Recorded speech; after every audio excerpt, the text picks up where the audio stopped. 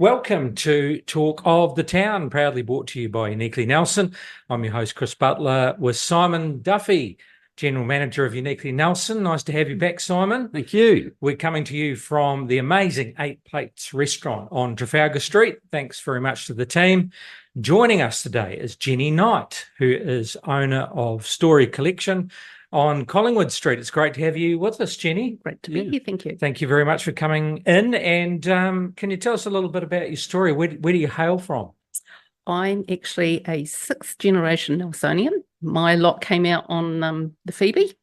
I was a Brewerton. So I am the offspring of one of the founders of the business, Lester and Joyce Brewerton. And they started the business about over 55 years ago. And I was just little when we started it. And we actually lived in the shop. The showroom was just a small portion of it. Dad was an electrician that he was putting a lot of power into the likes of Natamoti and Dovedale for the first time. And they needed electric stoves. So we needed somewhere to show it so that the customers could come in and have a look at the stoves. And so we bought in Collingwood Street, and there was just a little showroom, and the rest of it was bedrooms, lounge, kitchen, the whole thing. Oh. And we grew up, and so our playground was Collingwood Street, and we used to rip up and down there on our bikes and cause general mayhem. So the Maitai River was... That was out of bounds. Oh, we're allowed to go there. That was a big no-no. So yeah, but we knew our perimeters. But so I grew up in the business. We're not quite sure how old I was when I sold my first thing, but it was either 3 or 4, and the people thought I was so cute that they bought an electric jug or kettle or whatever it was, and it kind of carried on from there. After school, cleaning in the shop, rearranging displays, school holidays, helping mum pack things, stock taking.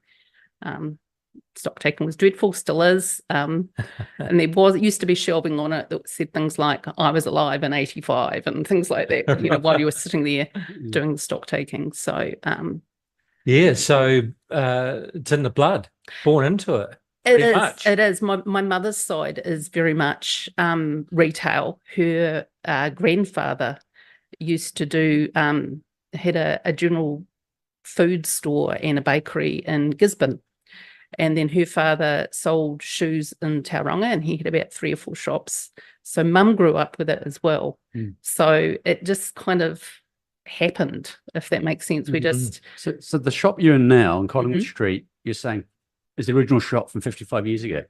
It is. Right. The building itself is over 100 years old. Yeah. Our logo for Storey Collection, you'll see it. It's like an old villa with a veranda on the front, and that is what it used to look like prior to Dad taking it on and ripping the verandas off and bowling the garden and turning it into a shop. So the question I'd have is, and you've answered quite a bit of it, but establish yourself in Nelson. What was it like being or going to school in Nelson in those days? What was it? What was it? You knew everybody. Yeah. And when I say knew everybody, I can remember many years later walking down a street with a friend, and she said to me, "Is there anyone in Nelson that you don't know or aren't related to?" Yeah. And being sixth generation would have a lot to do with it. Yeah, well, yeah. But you knew a lot more people, and you there's a much closer community in the city centre. And the city centre, it was different. Yeah. You felt quite safe. As a kid, my job was to, on the 20th, run around with cash in a bag or a check and go and pay all the bills, because things were put on check. Yeah. And it was a different time. Yeah. Different world. Yeah, I mean, cash was big. There's a story that my mum went into the shop, and when she came out, my little brother at the time, had got into the cash bag and was just surrounded by $20 and $10 notes. You're throwing them up in there and go, Yeah. So, I Yeah. mean, life has just changed quite a bit. I remember with the 4 o'clock on a Friday, Oh, I'm yeah. racing to the BNZ Bank in Richmond to Yes. cash a check, Yeah. have money for the weekend. Yeah. And if you didn't, then if you knew the local person out at Marpur, they put it on, you know, you Yeah, put it and Friday nights were a big thing. Yeah. You know, but the town would come alive on a Friday night. There'd be the Mm. young men cruising, Yeah. and families would come in and they'd have fish and chips or something. Yeah. It was a special time, and that was the time that you got to go and spend your, Yeah. you know, your pocket money. And Yeah. All Yeah. the farmers came to town. yeah, it was. There was a lot more predictability as well with retail, because you knew certain days that people got paid and people would come into town, where that's totally lacking nowadays. Yeah. If I could predict what was going to happen in terms of people coming and going, I could be a millionaire. Yeah. Yeah. Yeah.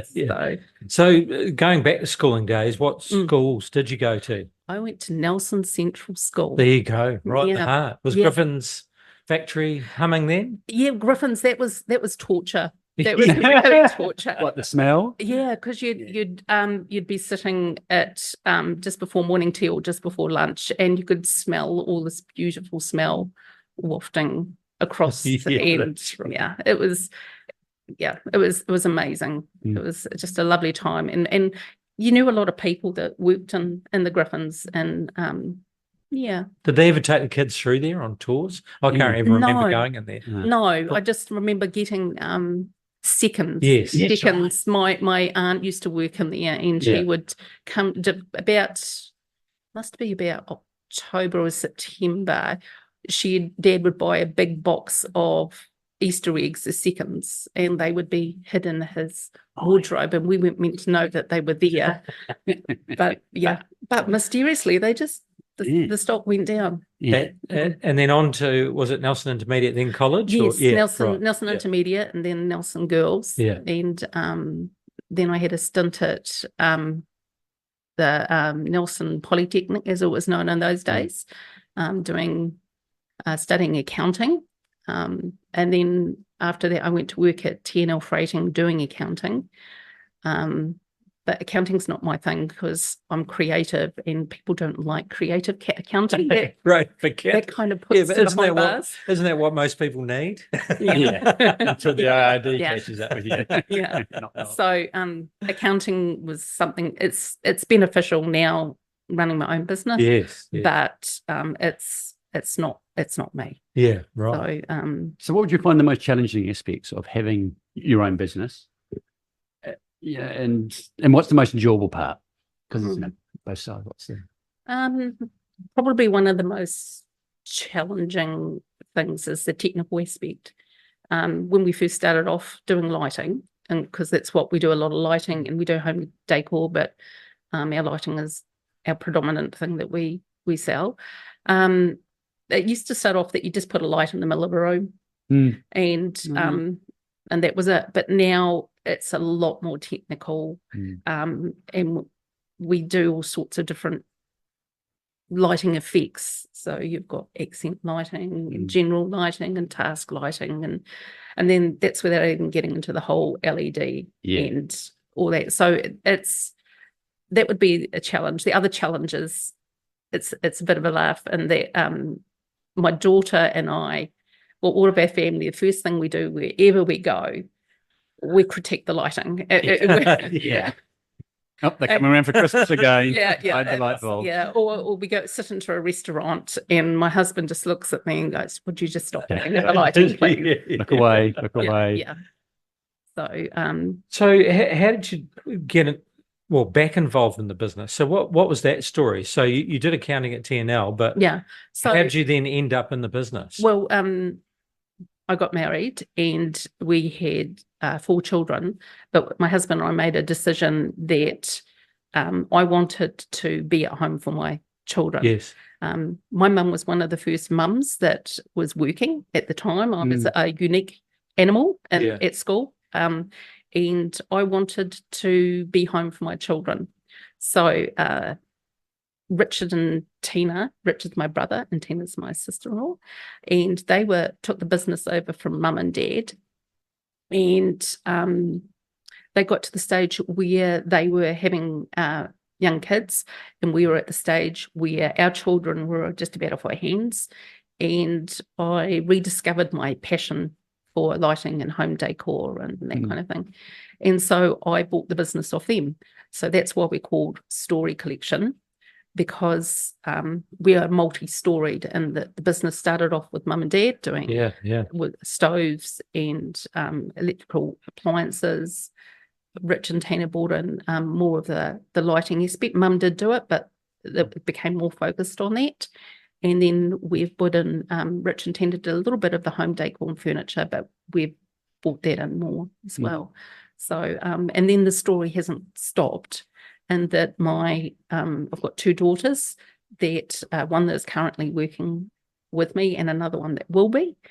And my grandson was in the shop today. He's only 7 months old, so who knows? He might go after his father and do his IT. You might sell a jug, just like you said. That's right. 7 months, cup of tea. And going back to what Simon was talking about, so the enjoyment part, what do you most like about the business? What I love is when, for instance, when somebody comes in and they go, look, my lighting is driving me nuts, and we sit down and we work out, and then for them to come back in and go, wow, I just love what you've done, it's amazing. It just makes you feel really good that you've actually helped somebody and that you've got this amazing result from it. So that's one of the big ticks that we all enjoy. So did you, starting off back in there at the stoves and electrical appliances, into more lighting, and also I noticed within your shop you have chairs or little other things besides lighting or decor, straight decor. Was that a gradual process? It was. And that's something that you brought into the business? It was there before, but what happened was, it sounds really silly, but lighting is actually seasonal. And so over November, December, January, February, lighting drops off. You get the big shutdown over Christmas in particular, but you find that you haven't got a lot of lights being sold compared to the other times of the year. So we need to get some cash flow. And so I thought, right, I'll come up with this policy, because we used to have cabinets, white boxes that we put all the table lamps on. And nobody's come in and said to me, can I buy a white box? So I thought, right, if we're going to have it in the showroom, our general rule is it's got to be able to be sold. Yeah. And so it was to get a cash flow, because a lot of the home decor and things actually starts off in spring and goes through till about March or April with the sales. So it's they work hand in hand. Yeah. Very good. Spare time, A, do you get any? And B, what do you like to do? We've got a reasonably large section, and on a Saturday I normally get up early and I go out to the garden, because nobody wants to be out there with me. And I just garden away until the heat gets to me, and then I particularly at this time of the year, and then at this time of the year I do a lot of preserving and bottling and that kind of thing, because again, that's that whole creative thing. It just ticks my box. Yeah, right. Lovely. So you operate very close in the CBD. What's your passion, or what do you love about being in the heart of the city? Even though you may think but you actually are right in the CBD. It's kind of one of the things I've noticed, even walking here, to this, is there's a lot more people. It used to be, when I was growing up there, I think there might have been 3 places, someone will correct me, maybe 4, that you could go and eat out. And everyone, I think, had their own sandwiches, you'd take them with work. But now you look out there and there's just a lot more people enjoying and just relaxing, having cups of coffee, just relating to each other. So that's pretty cool. It's quite a nice vibe. And a wide selection of different types of food, Oh, foods, yeah. as opposed to sausage rolls and a Yeah, And an egg semi. that's right. Yeah. Mind you, it's That's very right. hard to get past an egg semi. Sorry, but I love It is, but it's very hard to get these days. It's very hard. Yeah. So after your stroll, Yes. did you have any thoughts about, and have you thought about what you would like to see with Nelson City? There's a lot of talk about revitalisation of our city. So what are your thoughts on that? Yes, yeah, we need to do it as a community, not necessarily think of it as a council thing. I mean, we're all complaining because our rates go up. So if we have some amazing project to revitalise it, but it costs us heaps, then that can't be beneficial to us as ratepayers, whether we rent or whatever, because everything's going to go up. But just, I think maybe just taking ownership for a start, and we're conscious of that. We've been having a big discussion about what we can do to make our shop better.